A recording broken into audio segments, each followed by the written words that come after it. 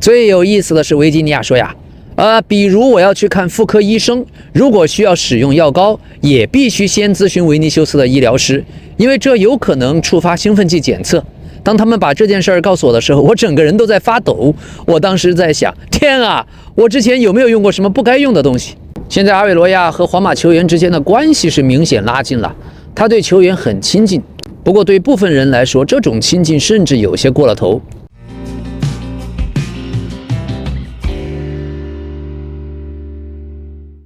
朋友们，今天的比賽曼城兵不血刃，感覺瓜迪奧拉對埃迪豪真的是手到擒來。好，喜歡的話希望您點讚評論支持一下。這裡是老 K 足球新聞，一個有溫度的足球頻道。今天的聯賽杯不出所料，紐卡斯爾在曼城面前呀，還是沒有絲毫抵抗力。開場僅僅7分鐘，馬爾穆什殺進禁區，打門是變線入網。第29分鐘，塞門約傳門前被解圍不遠，馬爾穆什頭球破門，梅開二度。第32分鐘，還是塞門約帶球，還是被解圍不遠。萊因德斯迎球推射得手。下半場第69分鐘，埃蘭加連續的內切突破後兜射破門，扳回一城，3-1。加上首回合的2-0，總比分5-1，曼城晉級。這也是他們隊史上第10次晉級英國聯賽杯的決賽，僅次於利物浦晉級決賽的15次。除了利物浦和曼城之外，另外2支切爾西和曼聯也有10次闖進過決賽。此前曼城已經有8次奪得了聯賽杯冠軍，僅次於利物浦的10次。這一次聯賽杯決賽有意思了，英超當今第1、第2，而且瓜迪奧拉和他過去的徒弟阿爾特塔，他倆真像是光頭的唐僧瓜迪奧拉和孫悟空阿爾特塔碰面了。阿森納對曼城的上一次聯賽杯決賽還是2017到18賽季，當時阿爾特塔還是曼城瓜迪奧拉的助理教練。所以瓜迪奧拉現在也是桃李滿天下，從哈維到阿隆索，再到馬雷斯卡、阿爾特塔、滕哈格、孔帕尼和路易斯恩里克，都可以说是瓜迪奧拉帶過。尤其是滕哈格，兩人曾經在2013到15年一起在拜仁當教練，滕哈格執教2隊，瓜迪奧拉執教1隊。滕哈格也從瓜迪奧拉那裡學習了不少的戰術理念。而路易斯恩里克雖然在當球員時期和瓜迪奧拉是同輩，但在08到2011年，瓜迪奧拉當時執教巴薩1隊，恩里克任巴薩 B 隊的主帥，也有訓練上協作和理念的交流。不過路易斯恩里克並非瓜迪奧拉的助理教練，兩個人之間是摯友，而且都信奉克魯伊夫主義和控球高壓的風格，戰術也有相似也有差異。恩里克更加注重快速轉換。而紐卡斯爾在埃迪豪的帶領下，這是客戰曼城的第12連敗，是紐卡隊史上客戰同一對手最長的連敗記錄。也就僅僅因為紐卡的主場少，所以紐卡今年是贏了1次，否則今年曼城就4殺紐卡斯爾。值得一提的是，在瓜迪奧拉來到曼城以後，他已經9次闖進了英格蘭國內杯賽的決賽，是同期所有球隊當中最多。其中有5次聯賽杯的決賽4次奪冠，和4次足總杯的決賽2次奪冠。在瓜迪奧拉執教曼城以來，其他的英格蘭球隊，切爾西8次闖進過決賽，曼聯有5次。今天的比賽，馬爾穆什在上半場再次梅開二度，至此他已經3次對陣紐卡斯爾打入了5個球，紐卡也是他最喜歡的對手。今天這場球典型的是曼城經典的上半場踢得非常好。現在的巴塞羅那的下半場無敵，而上半場好像是曼城無敵。過去這1-2個月，曼城的輸球和平球全都是下半場在夢遊。每次大比分領先，下半場的曼城總是踢得太放鬆，就跟在玩一樣。當然，本質上是控制節奏，減少體能的消耗。數據上面，曼城丟的23個球裡面，竟然有17個都是下半場丟的。好，另一方面，意大利杯1/4決賽，國際米蘭主場對陣都靈。第35分鐘，卡馬特助攻，博尼頭槌破門，1-0。下半場第48分鐘，圖拉姆助攻，迪烏夫搶點破門，國米2-0領先。10分鐘之後，都靈隊的庫倫諾維奇破門，扳回一城。今天的主教練齊沃要表揚，過去小因扎吉在的時候，國米不可能有如此大的輪換力度，也不可能首發2個小將，而齊沃證明國米這麼幹也能贏球。所以在杯賽排除全替補首發陣容，青年軍2翼齊飛，弗拉泰西連續首發，迪烏夫連場都能進球。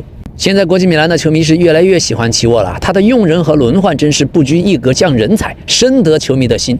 最近的30個賽季，國米已經有19次成功打進了意大利杯4強，他們也是在這段時間做到這一點次數最多的球隊。而藍黑軍團的小將首發的右邊翼衛卡馬特在第35分鐘完成一腳助攻博尼，這也是21歲的小將卡馬特職業生涯至今首次代表國米一線隊出場。法國小將只用了35分鐘就用1次助攻，回報了主教練齐沃的信任。本賽季至今，卡馬特代表國米 U23 在意大利丙级联赛和意大利丙级杯中出场過25次，打进5球。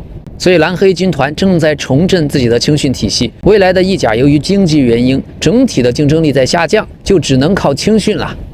所以青訓搞得好不好，將成為戰略性的力量。今天有意思啊，讓我們看一點有意思的新聞。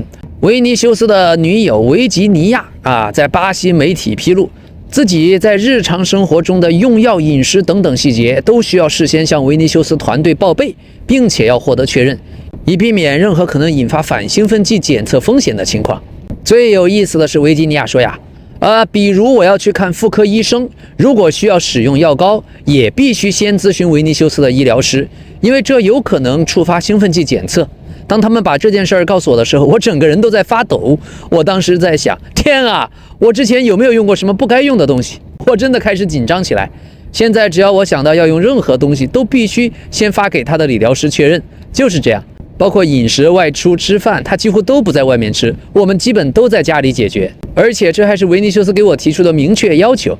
維尼修斯說，任何你想要用的東西都必須要提前告訴我，因為這可能会引發興奮劑問題，比如你私密護理的乳膏、藥膏任何可能和我產生接觸的東西都有可能帶來風險，一旦發生問題，我就會被禁賽。所以現在只要你打算用什麼，都必須先跟我說一聲。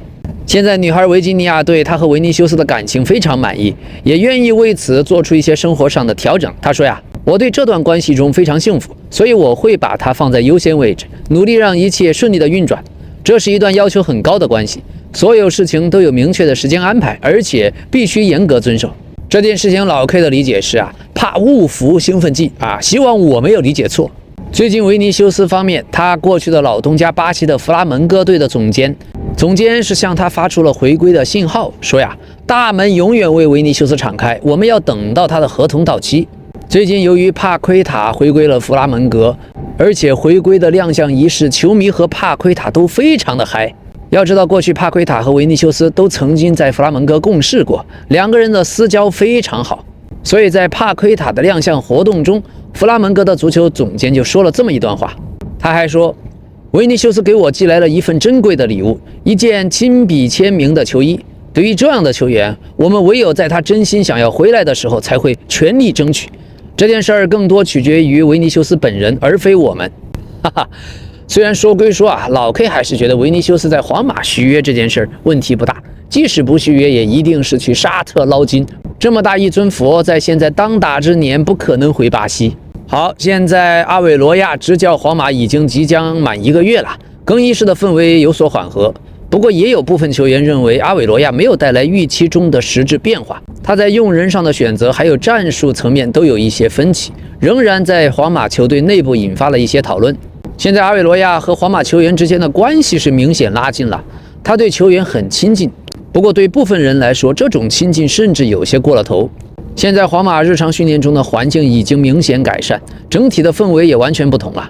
僅憑這一點，現在皇馬俱樂部內部認為換帥是值得的。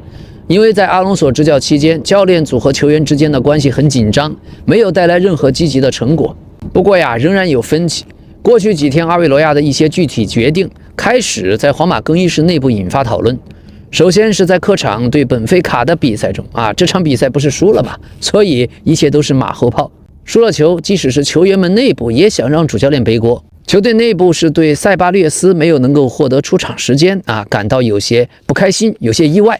相比之下，塞斯特羅卻獲得了機會。這個用人選擇讓許多球員難以理解，而且已經將相關意見直接反饋給了主教練。第二次是出現在伯納烏對陣巴列卡諾的比賽之後，賽後更衣室內的交流持續了很長時間，氣氛一度很緊張。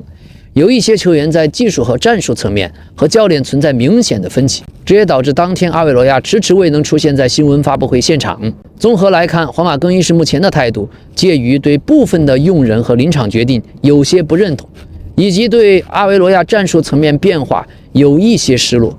有些球員原本對換帥後的改變抱有很高的期待，但他們也清楚當前的狀態就需要埋頭工作，不要發出太多聲音。但整體感受依然是在接受阿韋羅亞的執教。球員們很清楚，過去阿隆索的一些決定曾经在皇馬內部制造大量的爭議，他們當時自己也身處其中。而現在，当他們看到阿韋罗亞的首發陣容和換人安排的時候，不会說他們在微笑吧，但確實已經差不多了。所以，皇馬的球員更衣室裡面全是大爺，主教練的各種決定都被他們拿在放大鏡下細細的品味，這就是一群大爺。不過老 K 個人倒覺得現在更衣室內部呀，姆巴佩是值得點讚的。任何時候他倒不是雜音的制造者，而且總是在以領袖的地位想辦法彌合裂痕。所以目前市面上有哪個主教練能夠壓住皇馬的更衣室呢？好像只有克洛普，不過真來了也不一定。現在皇馬由於姆巴佩來了啊，維尼修斯、姆巴佩、贝林厄姆這3個人同時在皇馬，可是球队在面對頂級強队時候，很少有時候能夠高效運轉。雖然偶爾也有精彩瞬間，比如上賽季的一些歐冠比賽，比如去年10月的國家德比，但是在過去18個月，大部分比賽中，球队看起來都是支離破碎的。無論是安切洛蒂、阿隆索還是阿韋羅亞，說穿了，整個皇馬現在不平衡。在老佛爺的壓力下，這3位主教練都是生硬的將這些球星塞進一個勉強能用的首發陣容，或者呢，像阿隆索有時候甚至會棄用維尼修斯。現在關於賽季後會不會繼續留用阿韋羅亞，皇馬的態度是一切都取決於本賽季的成績。如果皇馬未能贏得任何獎杯，那麼阿韋羅亞很可能不會繼續執教。至於皇馬潛在的繼任者，皇馬董事會現在還沒有和任何候選人達成共識。老佛爺的首選仍然是齊達內，不過齊達內希望在世界杯後接替德尚，成為法國國家隊主教練。另外，克洛普方面也沒有顯露出會執教皇馬的跡象，所以目前還沒有明確的候選人。近年來，皇馬新主教練如果不是從內部提拔，往往是一些出人意料的人選。所以猜也沒有用，但是越來越多的專家認為啊，如果下賽季阿韋羅亞繼續執教，他們會非常的驚訝。好的，這幾天鬧得沸沸揚揚的 C 羅罷訓罷賽終於是結束了。C 羅在社交媒體曬出了自己在利雅得勝利最新的訓練照，還配上了2顆星。有意思的是，這次 C 羅罷賽風波引起了一些熱議，沙特街頭還有人貼出了尋人啟事，嘲諷 C 羅罷賽事件。這張海報上寫道：好心人，這是一位40多歲的失蹤男子，患有過度哭泣綜合症，他的家人正在尋找他，如果找到請撥打電話。不過現在雖然訓練是恢復了，但 ESPN 的報道 C 羅還將堅持立場繼續罷賽，如果管理層調整的訴求沒有辦法得到明確保證，葡萄牙人將選擇在6月離開勝利隊。所以雖然他已歸隊參加日常訓練，但能否出戰下一場對吉達聯合的焦點戰至今沒有定論。來自羅馬諾的消息 ，C 羅即將迎來自己41歲的生日。羅馬諾認為，關於 C 羅要離開沙特的想法是媒體的反應過度解讀了。現在的猜測還過早，遠遠沒到那個階段。C 羅會依然全神貫注，目標是和勝利隊一起贏得冠軍。另外，由於新樂隊簽下了本澤馬，隊內的努涅斯不滿，覺得自己受到了冷落。努涅斯要求利雅得新月要接受費內巴切对自己的報價，否則也將罷賽。這沙特聯賽真是亂成了一鍋粥啊！另外，巴塞羅那傳來消息，不想支付拉什福德3000萬歐元的買斷費用，但球員自己呢又不想回到英格蘭，想繼續留在巴薩，並且願意接受降薪，所以就看吧，巴塞羅那最後和曼聯的談判能不能降幾個錢。